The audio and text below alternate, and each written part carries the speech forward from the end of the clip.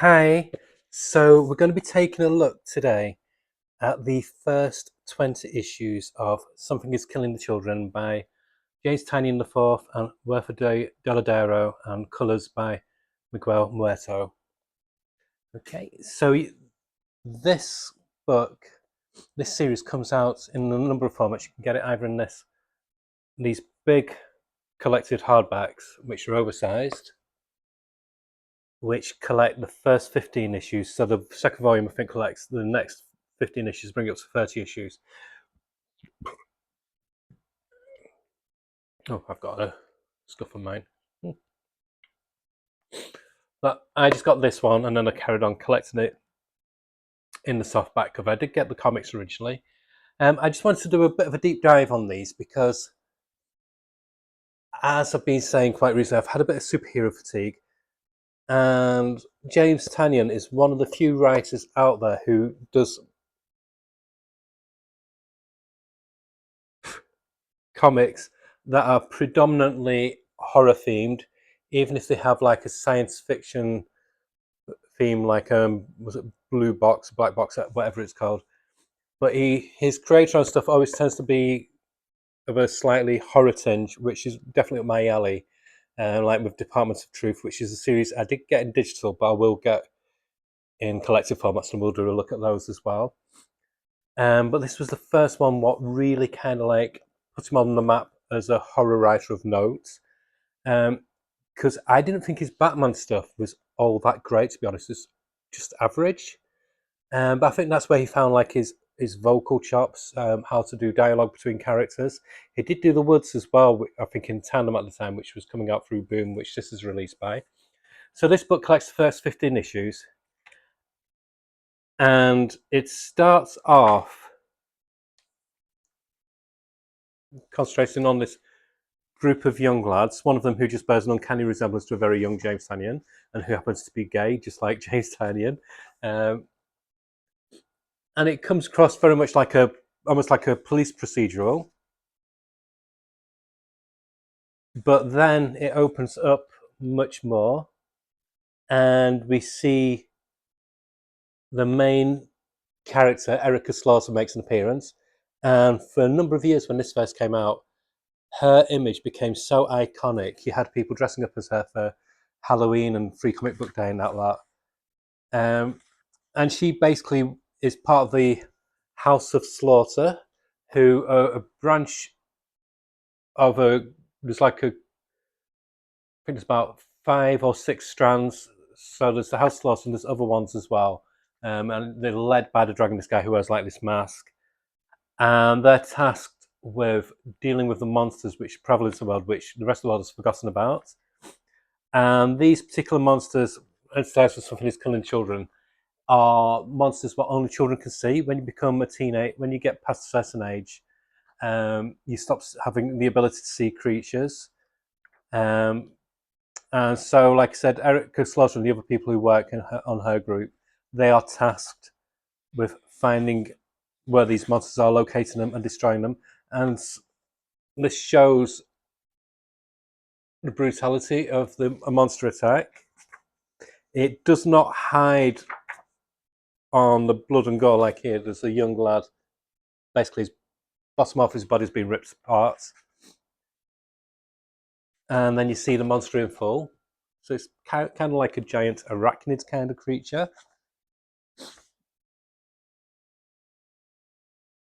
But like I said, because adults can't see the monsters, they're basically looking for a serial killer when these things occur.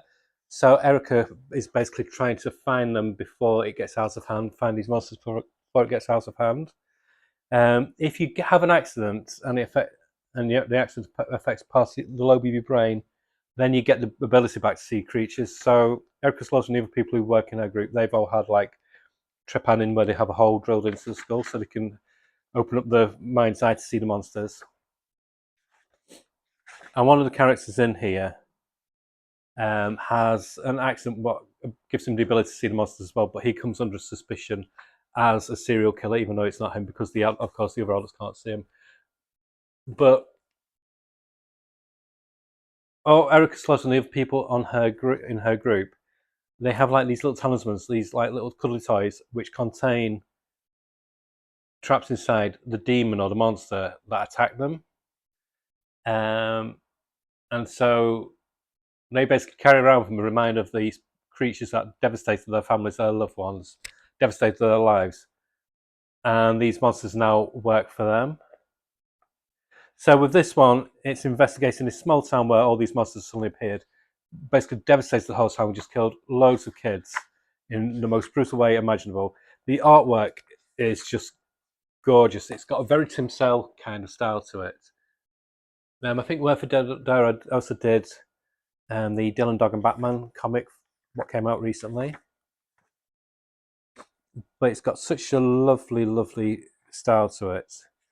And what brings you into this story, it's not just the story beats, and it's what I do like about it as well, which I'll give an example of, has a lot of widescreen pages where you have to read that way across, and it really gives it that cinematic flavour.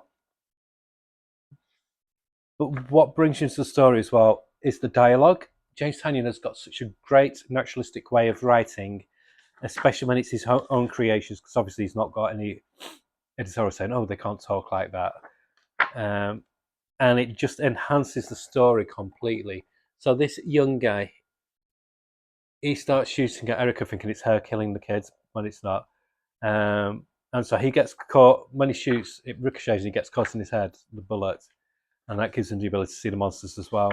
And so he realizes that there's things out there. But he comes under suspicion then.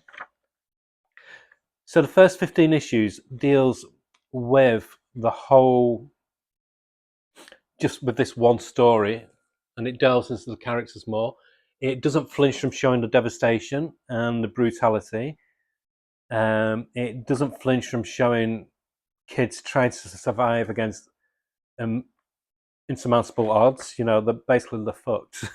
They've got no chance. And the monsters are very stylistically abstract, and I think it works because it gives you the chance to your subconscious to work in the more details what might necessarily not be there, which is what some of the best horror films from the 70s and 80s used to do, where they showed you glimpses, like with Alien, showed you glimpses of the alien, but not the complete one until it was time to do the big reveal. And it just gets your mind working overtime. But it gives you a whole, while it's got this almost Stephen King-like quality, James Tynion, but without the verbiage, which is something that he's got over Tom King.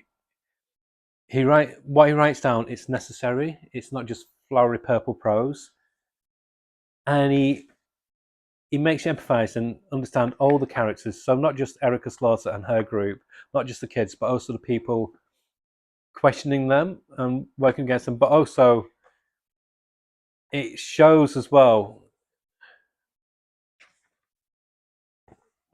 Just showing you some pages. It shows as well that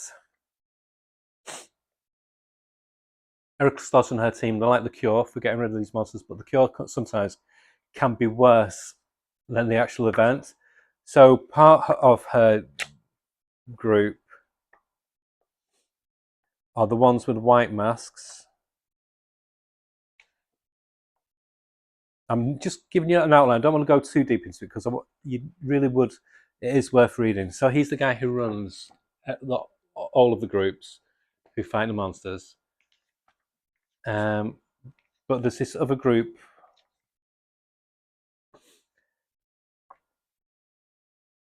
who are white masks, and they basically work in a bigger group, and they are there to contain the problem.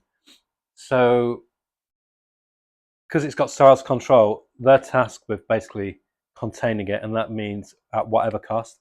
So they don't care about casualties. They're willing to kill the rest of raise the whole town to the ground, so that no knowledge of these monsters existing can get out. So Erica's also working against them. She's trying to save as many people as she can.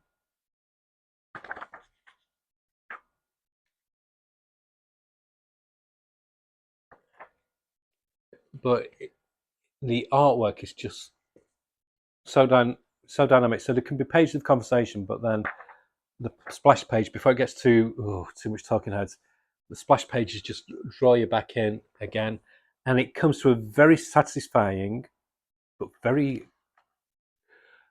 grim but necessary conclusion for the first story arc. So the first story arc is the first 15 issues, and part of you wants to say, no, that can't happen that way. No, let it be. It's kind of it's not a happy ending, but it's a necessary ending. And yeah, it'd be great if it could be all flowery and nice, and everybody survives, or those that survive all end up with the happy endings that they deserve. But that's what I like about Tynion. He doesn't do that.